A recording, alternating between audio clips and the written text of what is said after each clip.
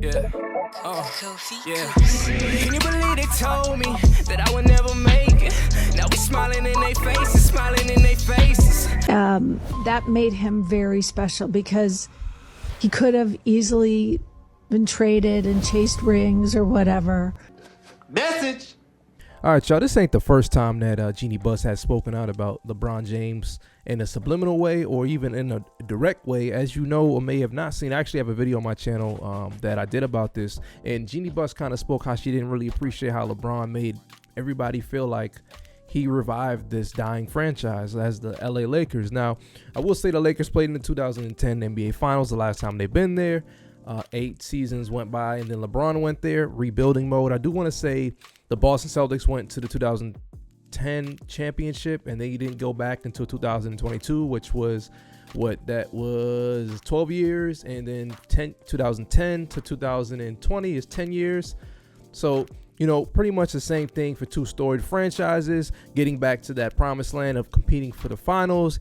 It's not really well off. And thinking about how they traded a lot of the pieces to get AD and to kind of build that team around LeBron, I can understand it. You know what I mean? They were rebuilding, and then they said, all right, we're in win now mode when LeBron came over. So Jeanie Buss has not been afraid to speak her mind. But in this case, if you haven't seen it, I'm going to roll a clip of her on a podcast with Edelman. And she's speaking about Kobe Bryant. And I think she sends a subliminal shot at one LeBron James. And I just made a video complimenting LeBron James, and I know I'm the black Skip Bayless, according to a few comments, but I give credit where it's due, and I can take away credit when I need to. And this is always going to be my downfall with LeBron, is things like this. So if you're new to this channel, hit that subscribe. Let's get into what Jeanie Buss had to say about her time with Kobe Bryant and his career as an LA Laker. Kobe mean to Lakers organization? Because he came and played 20 years for one team. That made him very special because he could have easily been traded and chased rings or whatever, but he went through one rebuilding period after winning 3. You know, we traded Shaq to Miami, kind of hit bottom for a couple seasons, but then Pau Gasol came and he won 2 more. So I think that really endears a player to fans because they stick with it. They stick with their team. And you know, he loved the Lakers and the Laker fans loved him. And, you know, I talk about how glad that we had the opportunity because we retired both his numbers. He wore 8 and 24. Oh, yeah. And if you just took his career as number 8 and his career while wearing 24, both of those players would have gone in the Hall of Fame. Amen. So we decided to retire both his numbers. And we had an opportunity to celebrate him while he was still alive. And I know that Kobe knew how much we loved him and appreciated him. Rest in peace to Kobe. I got something to say, man. And this is probably something that I've always wanted to say if I haven't already said it. But given LeBron's longevity and how great he is to play it at a great level for a long time, now, his peak will never be as great as Kobe and Michael, in my opinion. But as far as his greatness over a stretch over a period of time, he's in the class of his own when it comes to that. And I commend him for it and the speculation of how he's doing it. And I'm not going to get into that for this video. But what I'll say is that if he stayed in Cleveland, we're looking at him and we're judging him a lot differently. I'll be honest with you, man. If he won even 2 or 3 championships, we're talking about a different story. He didn't even need 4. If he won 2 to 3 championships with the Cleveland Cavaliers, stayed there his whole time, as long as he's playing as great as he's playing in that East as well, I mean, to me, I think that would have been better for his career. But the reason why she says these things is because it's true, man. A lot of players in this generation now, they want to leave. They want to go to the nearest exit as soon as things don't pan their way out. And it's the reason why we respect Steph Curry. It's the reason why we respect the Tim Duncans, the Dirks, the Kobes, the Birds, the Magics, because they're so storied.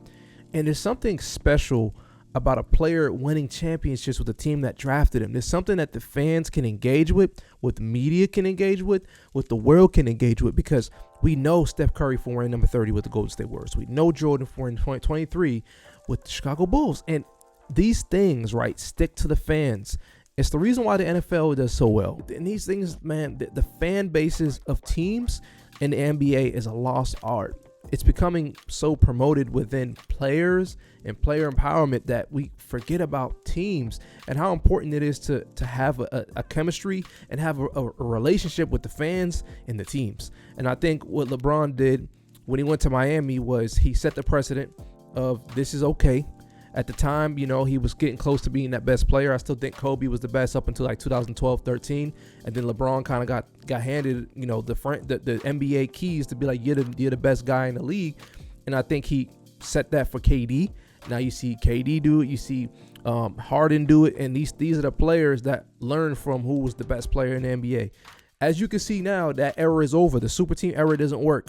OKC, Boston, San Antonio, the best teams in the NBA typically are built from the draft now, and they're no top heavy teams. They're just teams that are well, service. Like you have role players, you have maybe one or two stars or superstar players, but to me, that era has died off. But it did start with LeBron, and you know, for Jeanie Buss to say this, it comes from animosity that she does have, I think, with LeBron, with Clutch, with Rich Paul. You know, when you come into a franchise, I mean, I say it a lot, but you got to understand from an organizational standpoint, man, you run a business and you're bringing in a guy like LeBron. He's a lot. Like he's basically like bringing in almost like not a new owner in a sense, but like somebody that's big, and your franchise has to deal with his ego, his team, and the press that comes with it. Like it's a lot. So knowing kind of how Kobe seemed like he wasn't as heavy of a burden, like he kind of just like give me some winning players and I'm gonna go do my thing. He's not big on the media, not big on the headlines and the narratives. She probably like saying I missed the Kobe era because it didn't feel, even though there was a lot of press with the, don't get me wrong, there's a lot of press with the legal things and the things that was going on, but like if you're talking about the situation with LeBron and LA, knowing that the feud between the Kobe and LeBron fans, it probably wasn't the best marriage between the Lakers organization and LeBron James. So I just think that it's just her kind of foreshadowing on everything that's kind of transpired between the two. And, you know, honestly, it's nice to hear, you know what I mean? Rest in peace to Kobe, but I don't want to make this a negative video. We know LeBron's chasing rings has damaged his career.